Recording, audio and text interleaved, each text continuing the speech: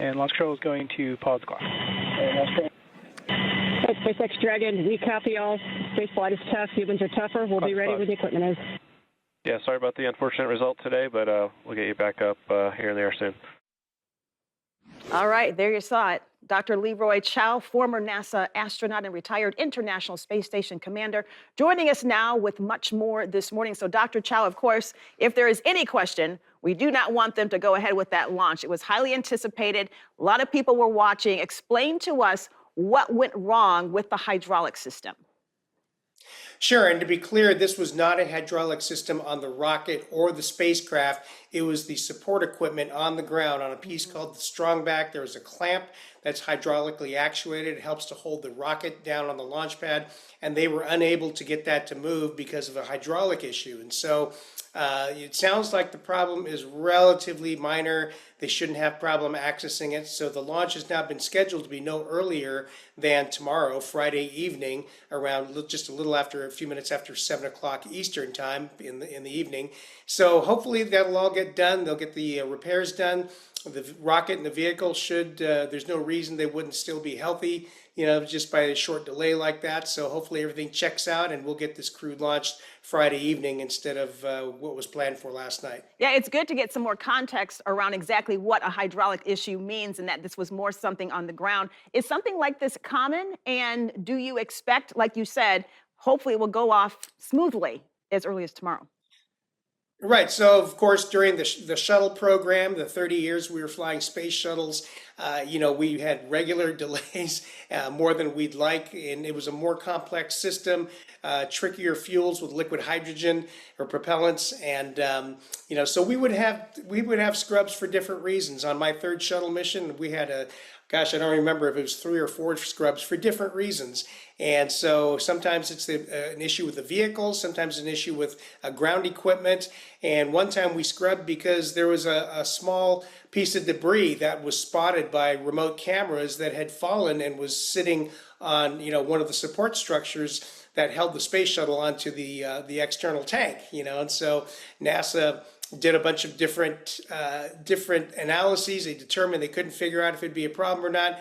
And they finally figured out a way to get a worker literally, extended to that position to pick up that small piece of debris. Yeah. Well, it's going to be a big celebration when they finally do touch down here on Earth. They were supposed to be in space 8 days. It's turned to 9 months.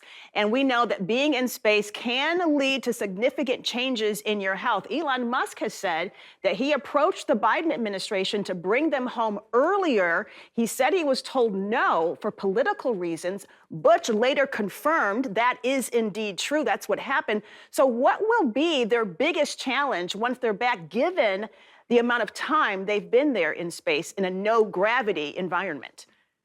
Sure, there are a number of biomedical effects in long-duration spaceflight, and none of them are good.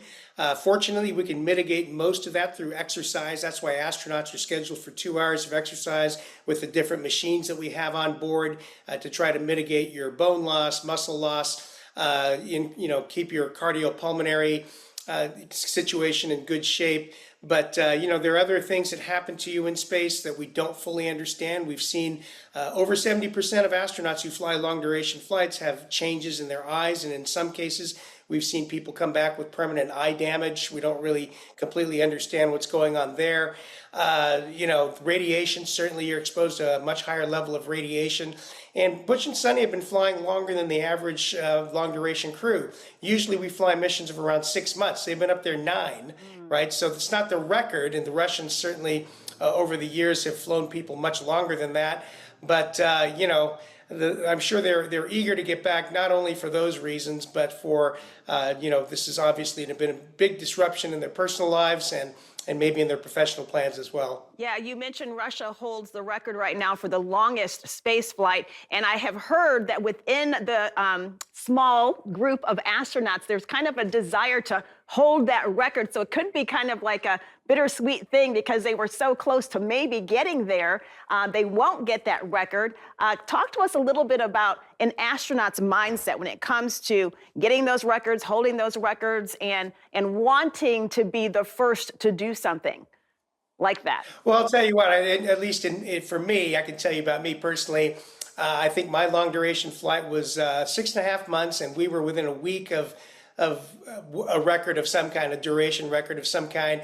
That has been easily smashed by now, but I didn't care about a record like that. And so I was fine with coming home when we did. You know, I love being in space, but I'll tell you what, I think most astronauts would agree, right around the 4-month point, you're like, you know, I wouldn't mind going home now, but I can stick it out another 2-3 months.